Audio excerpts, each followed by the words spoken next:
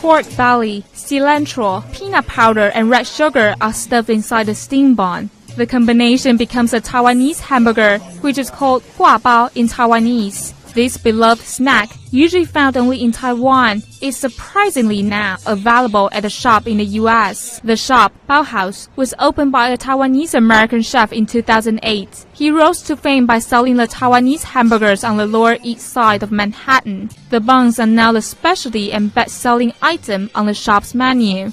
我们在这里很用功，3年了，在这里开这个餐馆，做这些菜都是我和我弟弟。还有我妈妈爸爸 support 我们，所以我们就很高兴，这些努力都 pay off. The 30-year-old Huang is a former lawyer and clothing designer whose parents are Taiwanese and moved to the U.S. before he was born.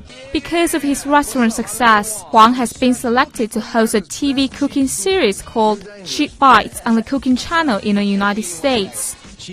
这新秀这个内容就是我们要教人家，贵的菜不是一定好，便宜的菜不一定坏。很多时候便宜的菜最好吃的，不只是讲菜的，我会讲很多 cultural 东西，很多 political 东西，还有给大家知道中国人在美国，我们有很多不一样的样子，有很多不一样的想法。Huang's restaurant has become extremely popular, and he was named in the GATT survey in May 2011 as one of 30 up-and-coming chefs under the age of 30.